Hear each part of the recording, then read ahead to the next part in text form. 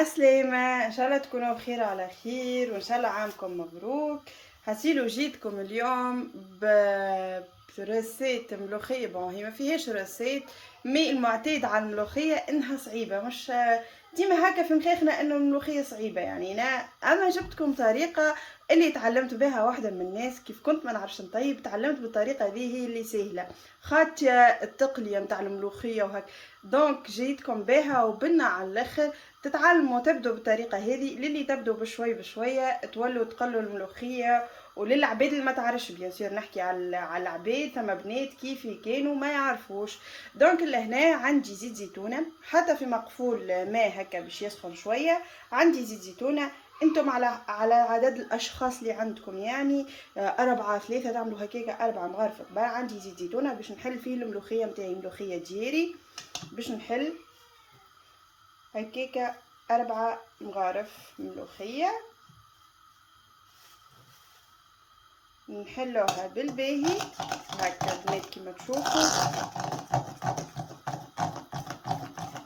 نحلوها بالباهي باش ما تبقاش لينا فيها هاك الكعابر. صدقوني الطريقة هذه راهي سهلة وبنينة بنينة بنينة بنا مضمونة. يعني للي ما يعرفوش، بالنسبة لي تعلمت أول ما بديت تعلمت بالطريقة هذه على خاطرها سهلة على الآخر والريزولتا الحقيقة بنينة. دونك ومن بعد بديت نعملها، تو نوريكم مرة أخرى فيديو كيفاش نقلوها وكل شيء.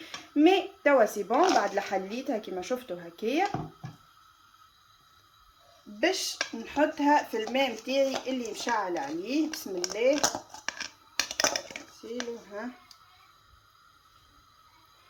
وباش نخليها تغلى شوي لو طون نحضر اللفاح متاعي متاع اللحم. هاو باش نصورو معاكم، راهي سهله الطريقه صدقوني متاع المبتدئات تبدو هكايا، ومن بعد ما شاء الله تستسينوا. وحتى هذه تبقوا تطيبوا بها على خاطرها سهله وبنينه.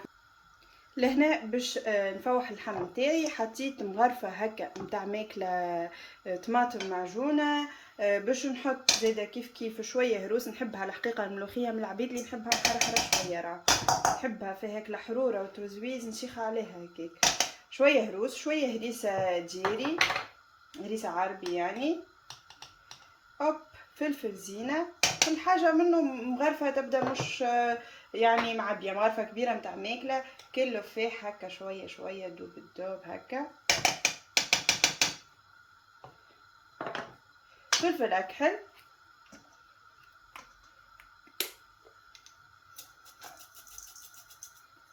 الثوم البنات راني ما نعملوش في الاول هكا، ما يقارب نعمل يمكن سنتين ثوم. في الاخر كي تقرب الطيب نعملهم، راهم يعطوا بنا. في الاول عملت شويه هكا شويه زيت باش يتخلطوا لي المكونات. اما الثوم قلت لكم راني ونعمل فيها رند وبنتها ما تكمل كان بالفلفل هذا، راهو يعطيها بنه غير عاديه.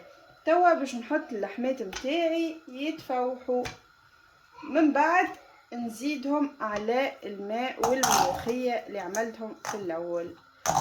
بيان سور توا باش نرمي الفلفل هذا ومعاه ورقه رند في الماء، ونلا نفوح لحماتي هكا بالخليط اللي عملته حسيله، ومن بعد نرمي. هنا هذه الملوخيه متاعي اللي عملتها المره الاولى، وهذا الفلفل. توا باش نزيدها بقية اللحم واللفحات حصيلو هذوما اللي خلطتهم ديجا شفتوهم هكا، فوحتهم باش نزيدهم توا للملوخية متاعي. بسم الله. بعد ما بققت هكاكا بالباهي، صدقوني البنات المبتدئات اللي ما تعرفش تطيبها جرب الطريقة هذه ترحمني على والدي.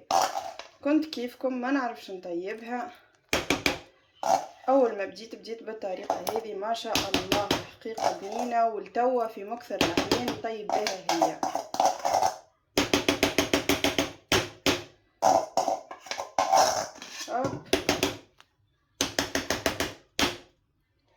وباش نرمي وريقه رند، والثوم كيف تقرب في الاخر نرمي راهو يعطيها بنه ما شاء الله، بنه تهبل. حسيلو الطريقة هذه راهي ماهيش للعباد اللي تعرف عارفين تقلية وكل شيء، أما راهي بنينة والله نفس الجو بريسك. هذه العباد المبتدئة، خاطر ديما الملوخية هكا العباد واهية منها وصعيبة ولازمها تقلية وما تشدش وما نعرفش شنو. دونك أبدو بالطريقة هذه للي تحب بيان سور، من بعد بشوي بشوي متأكدة انه هذه ما كومش باش تخلوا عليها على خاطر زاده راهي بنينة على الاخر. توا نخلي ملوخيتي تطيب في عقلها، نقص عليها الغاز على الاخر باش ما تفيدليش على خاطر لازم نغطوها. دونك نغطيها ونخلي الملوخيه متاعي تطيب في عقلها وميم طوم نقصها في الغاز، هي تاخذ وقتها في الطياب. في الاخر كيف تقرب الطيب كيما قلت لكم هكا زوز سنون ثوم هكيكا 3 نرميهم ونخليها تبدا تقرفي زيتها او كالبنه حصيل وتو تشوف. وبالطبيعة كي نقولوا ملوخية يعني معاها خبز دار، عملت معاها خبز دار وانا الحقيقة من العبيد اللي نحب ناكلها بالباقيت. ان شاء الله تجربوا الروسيت تعجبكم وما تنسوش ابوني.